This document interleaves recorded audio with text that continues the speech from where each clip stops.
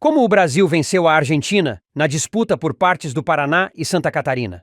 Em 1881, o governo argentino queria demarcar as fronteiras da atual províncias de Misiones. Eles diziam que seu território ia até o sudoeste dos atuais estados do Paraná e Santa Catarina, avançando assim sobre o Império do Brasil, enquanto que o Império Brasileiro dizia que aquelas terras lhe pertenciam, pois os habitantes que viviam ali eram brasileiros. Este é um mapa que, segundo os argentinos, mostra que muito antes dos brasileiros chegarem por lá, as terras já lhe pertenciam.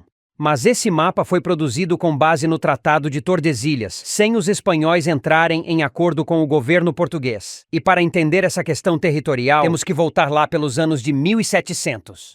O início da ocupação nessa parte da América do Sul se deu assim. Até meados de 1800, essa região era ocupada por indígenas caigangue e guaranis. Em 1750, alguns brasileiros na região que hoje é o Paraná e Santa Catarina começaram a ocupar terras rumo ao oeste. E houve muitas guerras entre pequenos agricultores e os indígenas da região. O governo colonial português apoiava quem desbravasse essas terras. Então, em 1772, Afonso Botelho com suas tropas marcharam rumo ao oeste, na tentativa de tomar as terras dos nativos. O resultado da missão foram as tropas de Botelho sendo completamente derrotadas pelos indígenas.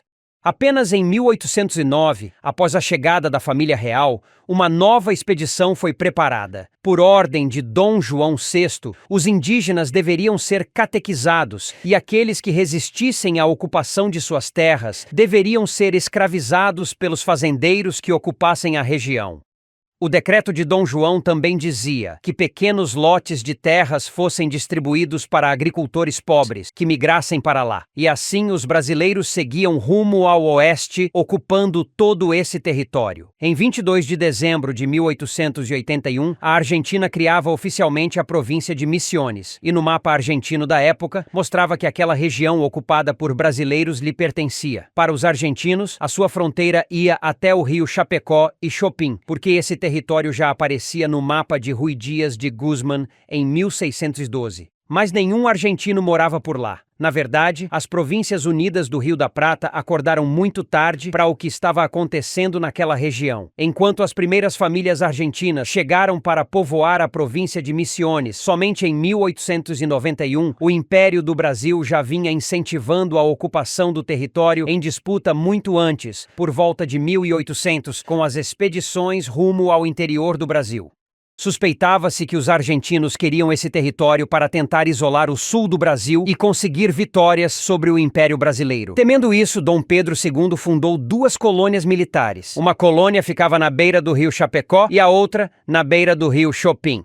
Antes do Império vir à República, os dois países aceitaram que a disputa pelo território seria solucionado por arbitramento. Um ano após a queda do Império Brasileiro, as duas nações aceitaram fazer um acordo. E foi assinado o Tratado de Montevidéu. Pelo lado brasileiro estava Quintino Bocaiúva, ministro das Relações Exteriores do governo. E pelo lado argentino estava o chanceler Stanislau Zeballos. O tratado dizia que a região disputada deveria ser dividida ao meio, entre ambos os países. Mas o Congresso Nacional do Brasil não aceitou os termos do tratado, considerando que o diplomata brasileiro extrapolou as suas atribuições, tendo feito excessivas concessões territoriais à Argentina, inclusive porque não haviam moradores argentinos na região, apenas brasileiros. A questão foi submetida ao arbitramento do presidente estadunidense, Grover Cleveland.